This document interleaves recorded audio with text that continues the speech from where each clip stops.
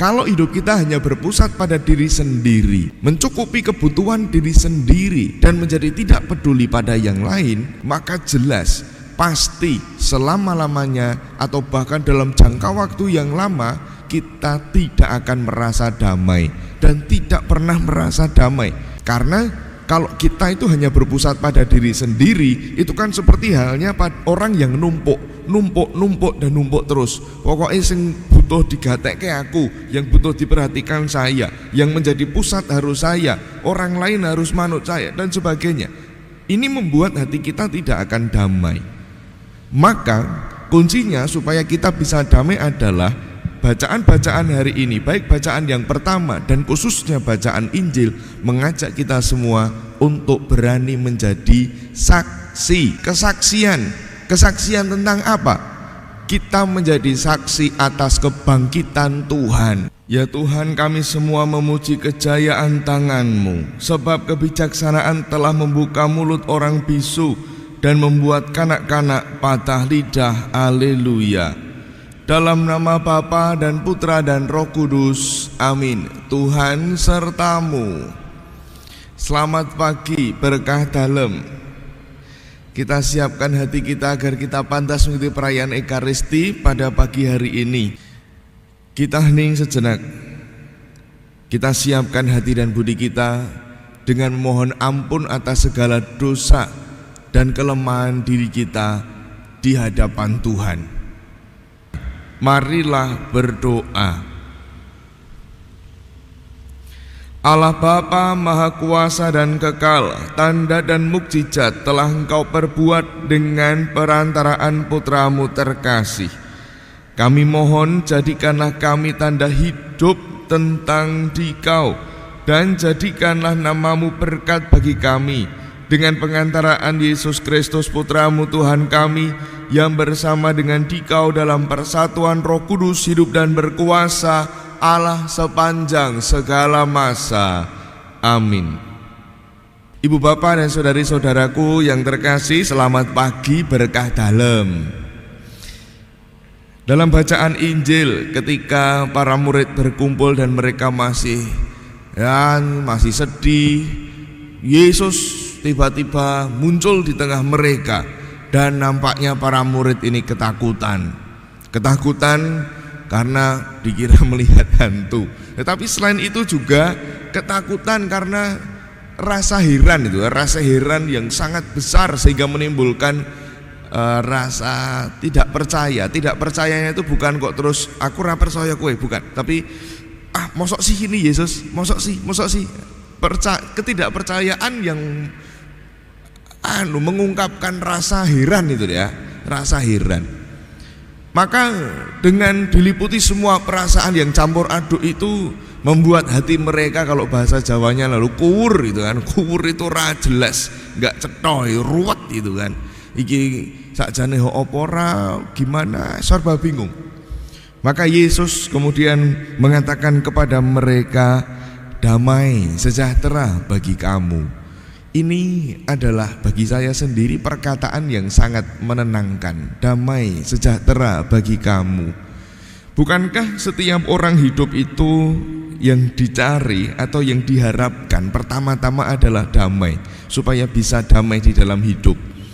Kami para Romo di Keuskupan Agung Semarang ini punya satu referen, yakni umat kalau di sini atau dimanapun kami berkarya itu sudah banyak yang hafal. Kalau misalnya ada Pak Romo nanti Romonya akan mengatakan sing ayem wae, sing ayem, damailah di dalam hidupmu. Saya pernah diprotes oleh umat ya, ketika lalu mengatakan sing ayem wae, Romo itu malah gimana, wong ini baru seperti ini malah sing ayem. Ibu bapak dan saudari-saudara yang terkasih, kedamaian hati itu adalah sesuatu yang bisa diusahakan dan juga perlu dilatih terus menerus. Kalau misalnya kemudian kita mengatakan kok saya tidak bisa ayem, kita perlu refleksi pada diri kita sendiri, melihat pada kedalaman batin diri kita sendiri. Apakah di dalam kehidupan kita menjadi tidak damai karena kita hanya berpusat pada diri sendiri, Kalau hidup kita hanya berpusat pada diri sendiri, mencukupi kebutuhan diri sendiri dan menjadi tidak peduli pada yang lain, maka jelas pasti selama-lamanya atau bahkan dalam jangka waktu yang lama kita tidak akan merasa damai dan tidak pernah merasa damai. Karena kalau kita itu hanya berpusat pada diri sendiri, itu kan seperti halnya orang yang numpuk dan numpuk terus. Pokoknya yang butuh digatekke aku, yang butuh diperhatikan saya, yang menjadi pusat harus saya, orang lain harus manut saya dan sebagainya. Ini membuat hati kita tidak akan damai. Maka kuncinya supaya kita bisa damai adalah bacaan-bacaan hari ini, baik bacaan yang pertama dan khususnya bacaan Injil, mengajak kita semua untuk berani menjadi saksi. Saksi, kesaksian tentang apa? Kita menjadi saksi atas kebangkitan Tuhan. Menjadi saksi itu bukan kok hanya terus melihat tok, tidak. Ya kalau orang-orang pada waktu itu betul mereka bisa melihat. Nah, kita yang di zaman ini kita bisa melihat kebangkitan itu melalui kesaksian kitab suci. Bukan hanya soal itu, tetapi menjadi saksi. Menjadi saksi itu adalah mewartakan atau menceritakan kebangkitan Tuhan melalui cara-cara hidup yang baik yang dilakukan secara kontinu, konsisten dan sungguh-sungguh.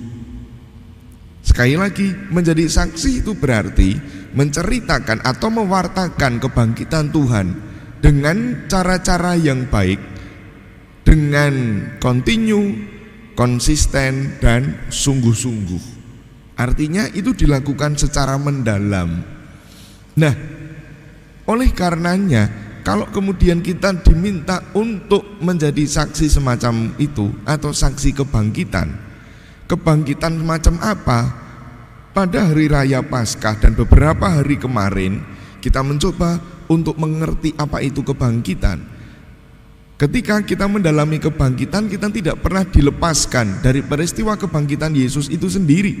Kebangkitan Yesus yang membawa hidup yang baru. Kebangkitan berarti memiliki hidup yang baru. Dan hidup baru semacam apakah yang mau kita wartakan dengan tingkah laku yang baik itu? Kita diingatkan lagi. Kalau misalnya kita lupa, saya ingatkan. Hidup baru yang diharapkan pada diri kita supaya kita miliki minimal di lingkup keuskupan kita, Keuskupan Agung Semarang, ini minimal. Tetapi kalau kemudian bisa disebarluaskan akan sangat baik. Hidup baru yang diharapkan adalah hidup yang semakin mau untuk tinggal dalam Kristus supaya hidupnya berbuah nantinya. Kita hanya bisa menjadi saksi ketika kita tinggal dalam Kristus. Tinggal dalam Kristus berarti mengenal Dia melalui segala sabda, melalui segala ajarannya, melalui segala hidupnya, karya-karya Yesus, apapun yang dialami oleh Yesus. Dan kita mencoba untuk mengalaminya dalam hidup kita. Maka mari kita mohon rahmat pada Tuhan agar hati kita semakin terbuka untuk mengenal Tuhan secara lebih baik dan secara mendalam.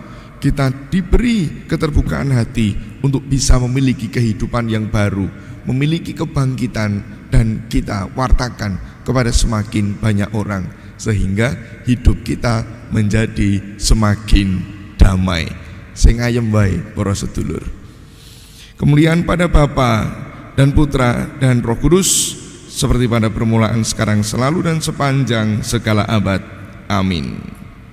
Marilah berdoa.